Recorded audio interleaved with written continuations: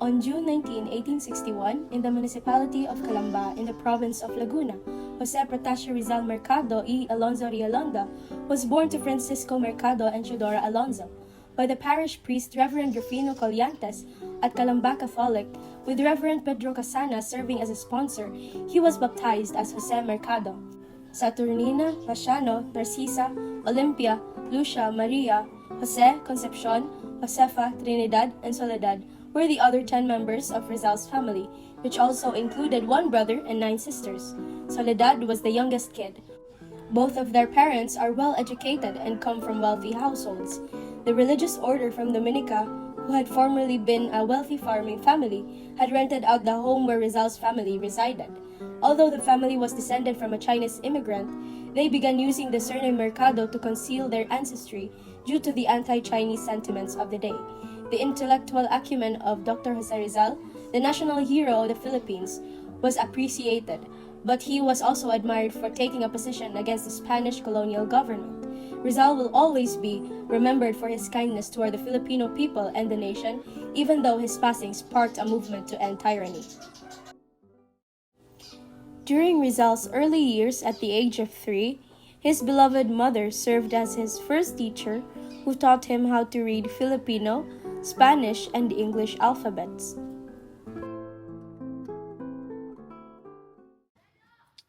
Go ahead, son. Read the Filipino alphabet. A, ba, ga, da, I, ga, ha, I, la, ma, na, pa, sa, ta, o, y, ya. Excellent, my child. You are truly intelligent without a doubt. After many months in that same year, I was also taught by various private tutors, such as Maestro Celestino, who taught me how to read, write, and about religion as well as mathematics. Excellent! You already know how to read and write. Moreover, your aptitude in mathematics and religion is also remarkable, and I believe there is nothing more I can add to your knowledge. Thank you very much, Maestro. But I have concern about my proficiency in the Spanish and Latin languages. I haven't fully mastered yet. Don't be stressed, because at this age, you still have a lot to learn. Take advantage of it. Once again, I am grateful, Master Padua. Finally, Master Leon Monroy had taught me to appreciate art. You really adore art, Rizal. The artwork, especially the poem you wrote, is outstanding. My father determined that I needed to start school as each day went by following the passing of my teacher, Master Monroy. Our child must enroll in school and begin studying there. He can constantly be taught in home, my dear. Don't you realize you put our son into danger? Don't worry, he will be trained, so his physique will be more stronger. You called me, Father? Marciano, bring your brother Pepe so that he can study and stay there. Yes, Father. At that point, I began to struggle without the support of my entire family. My first day at Binyan, our lesson started right away under the direction of our instructor, Master Justiniano Aquino Cruz. Can you speak Spanish, Jose? A little, teacher. How about Latin? Just a little, teacher. Look at you, Jose. You're so small and your knowledge as small as you are. In Binyan, I experienced things that I wouldn't have at home, including students being spanked by a teacher for committing a sin or doing something wrong.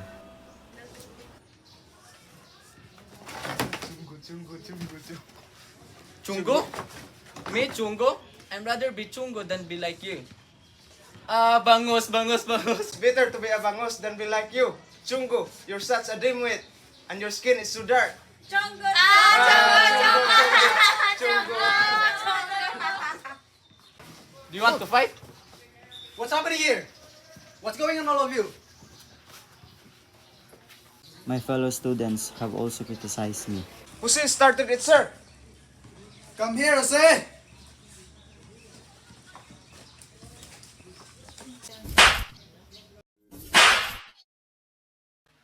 Despite being mocked by my classmates almost every day and often being punished by my teacher, I still managed to study and excel academically among all the students in Binyan. At a young age, I witnessed the cruelty and discrimination of the Spaniards toward Filipinos, just like the unjust execution of three priests who were falsely accused of crime and didn't commit.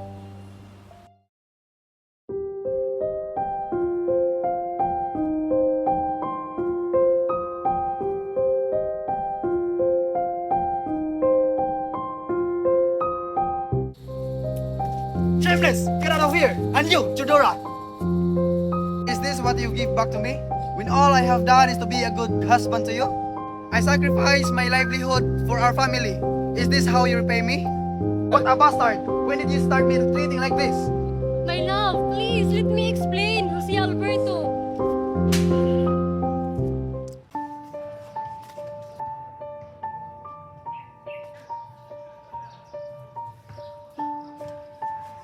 Here's the soup. Eat it while it's still hot.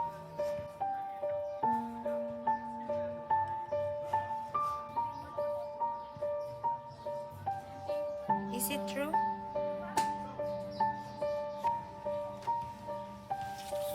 Eudora! What happened to you? Why are you screaming? People downstairs can hear you. Are you planning to kill me by putting some poison in the soup you serve me? What are you talking about? There is no poison in the soup. What do you mean no poison? I drank it and suddenly my stomach started hurting. So it means you really intended to kill me. What? That soup, it's not poison. What are you talking about? Stop denying it. Stop it! What are you saying? There is no poison in the soup.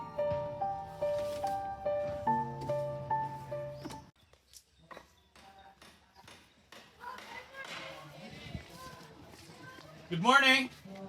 Is Doña Chudora here? What do you want and why you did come here? Come with us. We're arresting you on charges of attempting to poison your brother's spouse. I have nothing to do with the accusations against me. I am innocent. Let me go. She is trying to ruin my reputation. They heartlessly dragged my mother out of our home. Along with the civil guard, they marched my poor mother from Calamba to Santa Cruz. She was treated without mercy during the journey. She was imprisoned in the provincial jail for over 2 years. On the 10th of June, in the year 1872, my brother Pasiano accompanied me to Manila. We hoped that I could enter the University of Ateneo.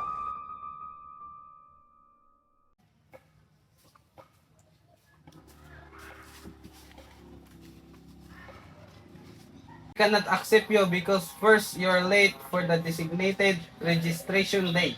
Second, you appear frail and thin for your age. My apologies, Father Magin, but I am certain that this young man, Jose, is an excellent student. I believe he will bring a good reputation to this institution. Therefore, it is only fitting that we accept him here. Thank you, Manuel Ceres Burgos. It is because for you that I have been given opportunity to enter and to study at Ateneo Municipal. And despite my late registration and my thin physics. You're welcome, Rizal. I hope you excel your studies in here. My first year at Ateneo were not easy for me. I worked hard to achieve high grades, hoping to make my mother proud, who was still in prison at that time.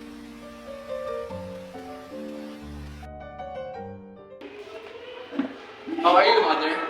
I miss you so much. Hey, my child, don't worry too much about me. I'm doing well here. How is your study in Manila? Doing well, mother. I have achieved high grades in just 3 more months. I I hope that happens, my child. During my first vacation from studying in Manila, I traveled back to our hometown, Calamba. Meanwhile, my mother's dream came true. Finally, we were together again in Calamba. My child, after such a long time apart, we're together again. As well, mother, I am happy that you have been freed. I am overjoyed to see you once again. I continued my diligence in my studies, earning medals and maintaining high grades. You are an excellent poet, Jose. Please continue writing. I am confident that you have a bright future in the field of literature. Precious Father Sanchez. Rizal was 16 years old when he felt his first love for a young lady named Segunda Katigbak from Lipa, Batangas. This young woman lives in the dormitory together with Rizal's sister Olivia. Rizal went on his way to Manila to visit his grandmother, accompanied by his friend Mariano Katigbak. Upon arriving in Lipa, Segunda was already there with other visitors, and Rizal was immediately captivated by her beauty. Most of the visitors knew Rizal as a skilled painter, so they encouraged him to paint the young lady. Rizal hesitated but ended up sketching Segunda instead. Every time Rizal looked at Segunda, his cheeks would turn red. Segunda Katigbak was his puppy love. Unfortunately, his first love was to be married to a townmate, Manuel Luz.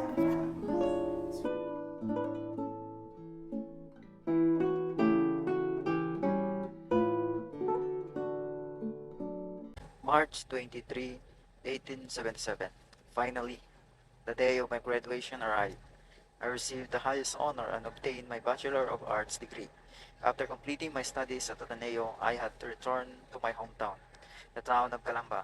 Therefore, I had to bid farewell to the young lady who first made my heart beat. How are you, Jose? I wanted to bid you farewell. I am returning to our home in Calamba. We might like to see each other in vacation. I'm also going back to our town, Ipa. Alright, farewell then. We will pass by in Calamba before heading straight in Lipa, right? So we might to see each other. In an unexpected turn of events, due to the strong winds in Calamba when Segunda was about to leave for the town, their ship didn't pass through our town, and we never saw each other again since then. Jose, what are you thinking? You already know so much. It might be burden. Cisco, stop your son from his plan. Let him be to you. If that's what he desired, let him have the opportunity to make his own decision. Mother, let's support Jose. It might be understand that the state of the country to his education.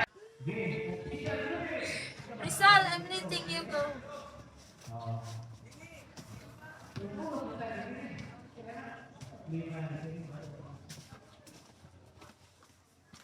A month passed after graduating from Ateneo, and I decided to temporarily take up the course of philosophy and literature while waiting for Father Pablo Ramon's response regarding the course that suits me.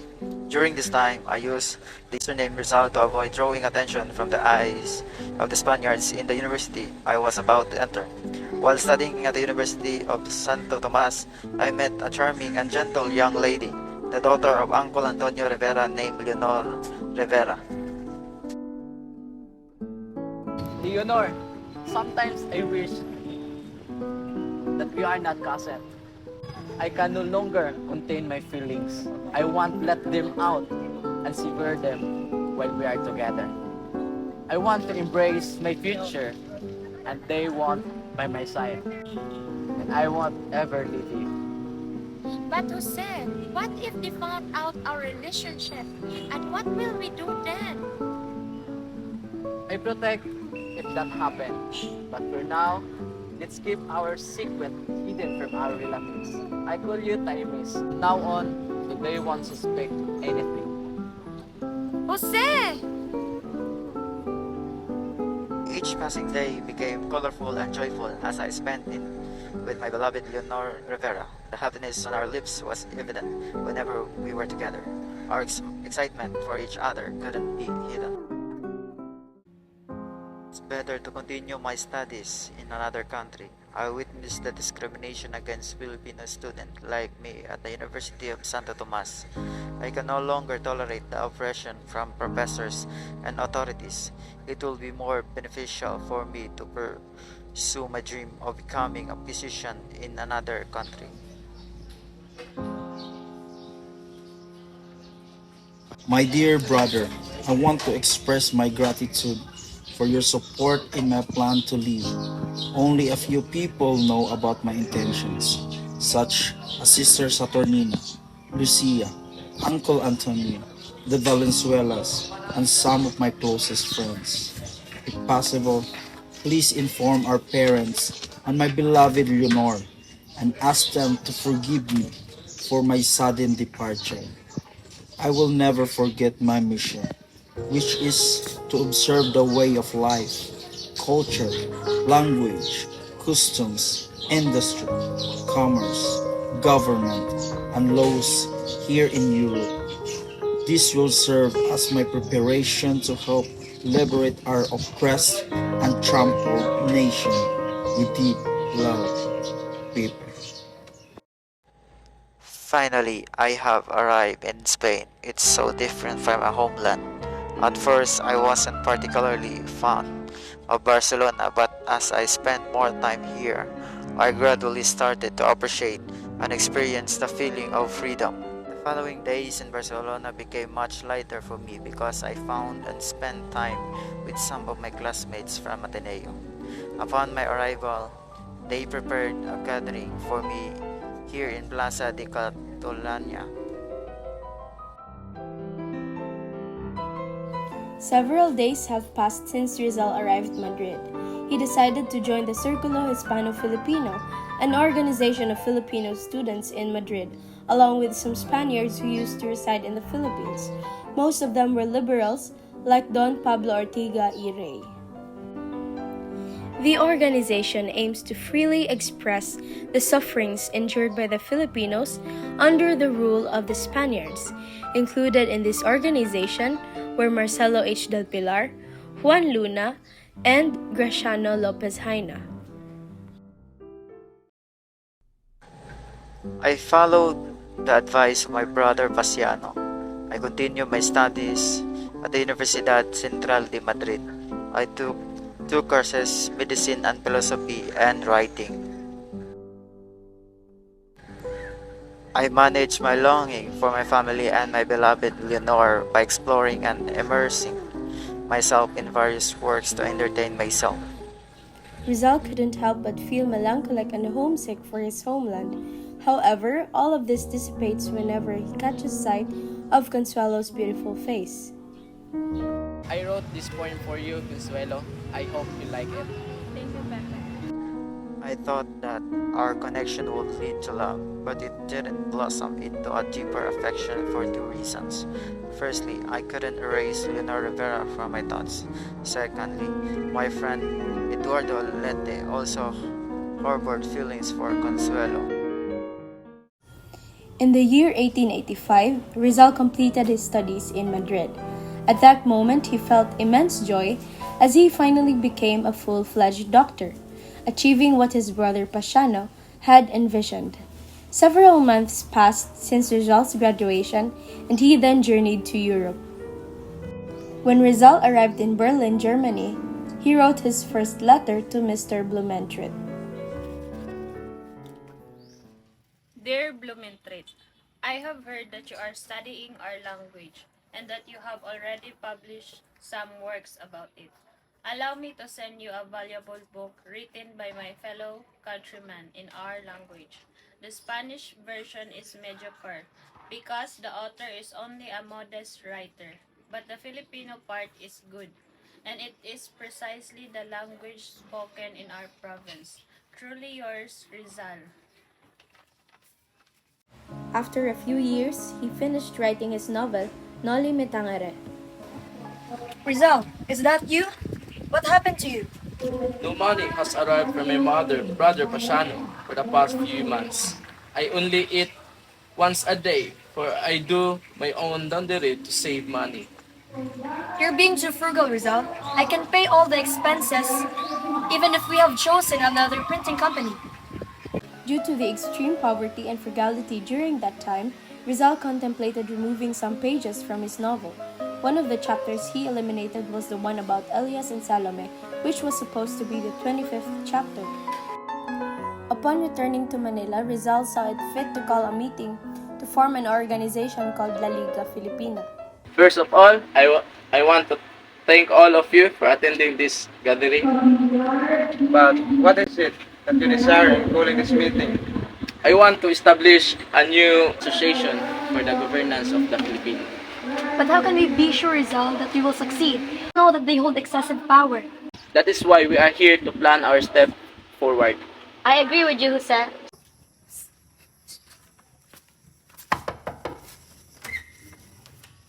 Excuse me, I have a letter for you.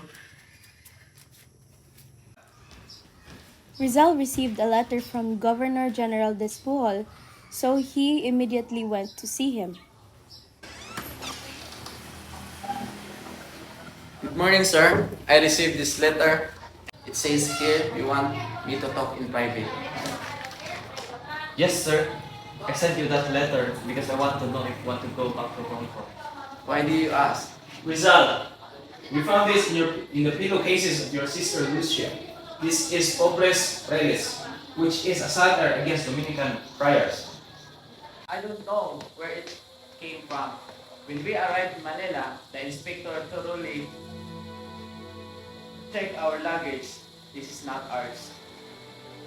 Don't deny it.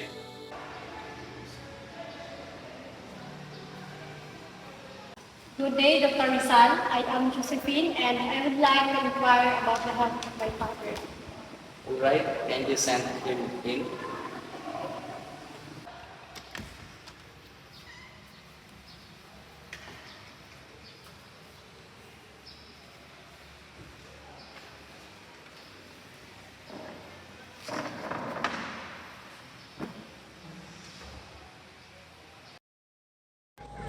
In Dapitan, I met a beautiful lady who gave me a lovely memory. She is beautiful Irish woman from Hong Kong.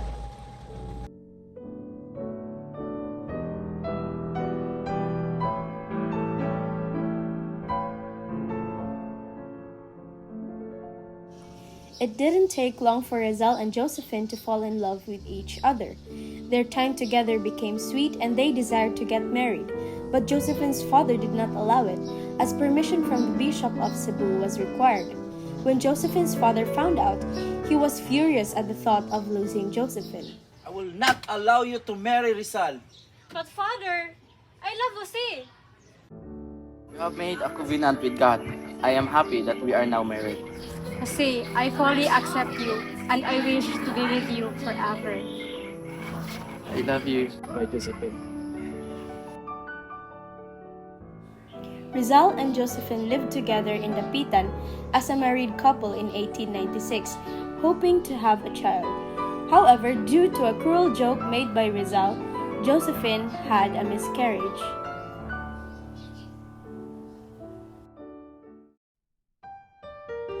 I had hurried to avoid being caught up in the revolution at that dangerous time, but I was too late. The stamp ship bound for Spain had already departed on that day.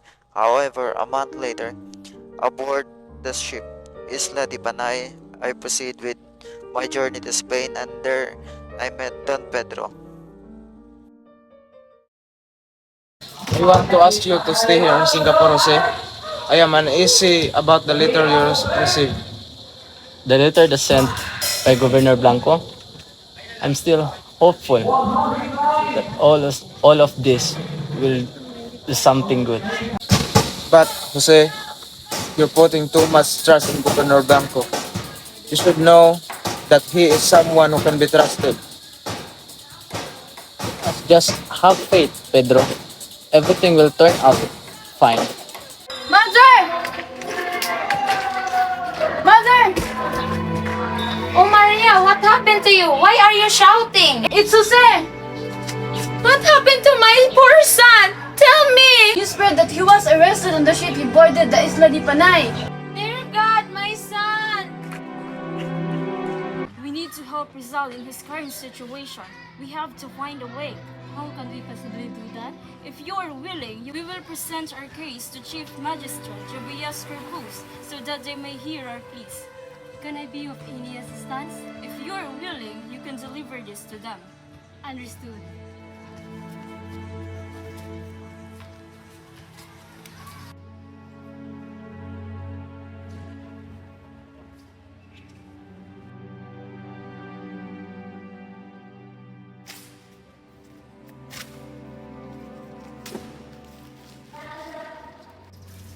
Sir, it seems Spaniard didn't listen to our grievances. What else can we expect from those Spaniards? What's important is that we help Jose. Based on the investigation, there are two evidences against you. First, the sworn testimony of those who have interacted with you. And secondly, there are documentary evidences such as articles, poems, letters, and speeches written by you. There is nothing wrong with the articles and poem I created. This is unjust. I will make sure to clear my name. This is my humble suggestion. I permit you to choose the right defense counsel. We are gathered here today to try Mr. Rizal for his rebellion, sedition, and establishment of illegal organizations. Rizal is only fulfilling his duty for our nation, and I see nothing wrong in it. It is also difficult to understand this matter due to the conflicting emotions involved. But how will you explain the accusations against him by the judges? The judges should not be vengeful. They should strike and declare. That's right! Everyone silent! If the jury agrees with the aforementioned verdict for the accused. In that case, the matter is settled. Rizal, you have been sentenced to be shot at Bagubayan in the morning of December 13th. This is not justice. They did something unjust. They didn't give us a chance. They rushed the trial. They deceive us. They use us. Why are you so angry when I am the one who will die? I've had enough. I'm resigning from all my positions in the government. I'm going back to Spain. I am ashamed of myself and I am ashamed of all of us. Why? I am a Spaniard. We're not Spaniard, Tabil. We're just the same. Mother! Please allow me to show my respect. No! Mother! Pepe! Mother, when I die, I want to have request that you immediately take custody of my body. They might dispose of me anywhere. I want you to bury me in the ground, a place, a stone, with my name, a day of my birth and a day of my death. I also want it to have a cross. Mother! Pepe! This was given by the Tiavera family. There's something inside.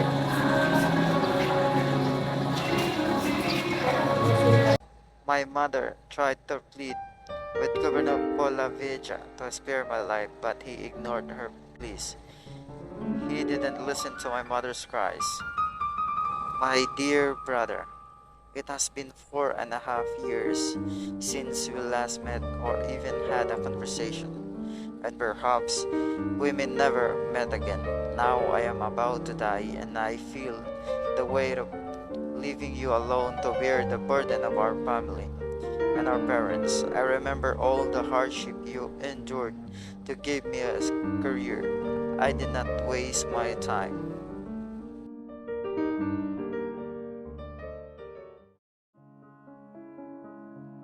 How are you, Simon? You still have time to change everything. You can bring me to life. What are you doing? The oppression of Spanish government, reign of tyrant, and oppression of Muslims. You need to shatter the land. The time of revolution is near. You cannot succeed because your motives are personal revenge. If that's the case, change me. Show me that what's important. is tradition, not Maria Clara, not revenge. Go ahead, kill me with poison. I don't want you to be the one to take my life. You killed me because you thought there was a hope. Because that's also how you feel. But there's still hope. We can still change everything. Right again. What if I can't write anymore? What if I have nothing left to say? What if there's nothing left? The Titan wants something else. What if I am prison and I die alongside him? If that's true, then they were right. You have sinned. You are a traitor. You only thought of yourself. You deserve to die. All my life, all you have done is to judge me. Read me. Take everything from me. You have asked for so much, but you still can see who I am. I have given so much. Why take my life too? Leave me in peace so I can see myself.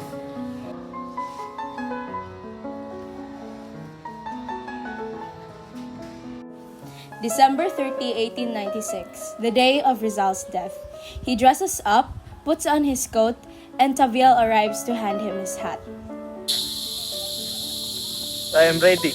How about you? Don't be afraid. I am here.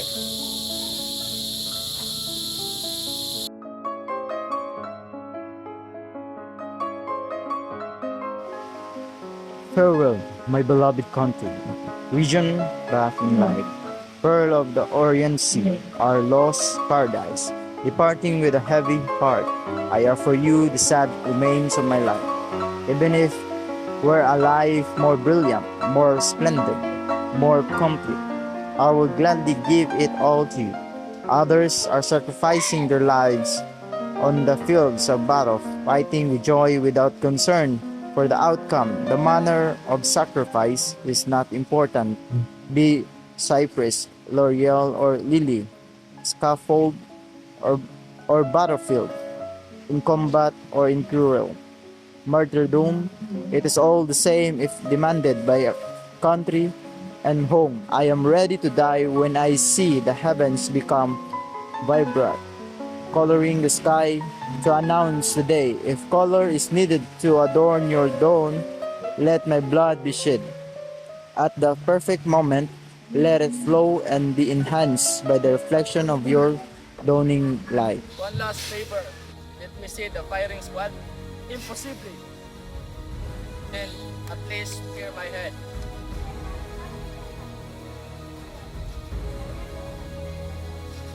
In the name of the King of Spain, anyone who raises his voice in the favor of the criminal will also be executed.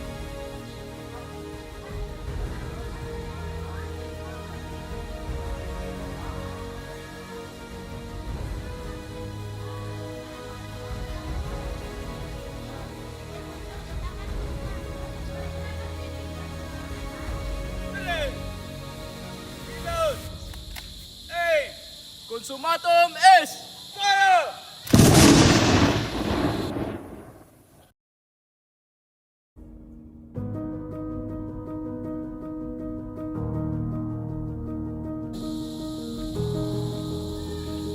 Take aim!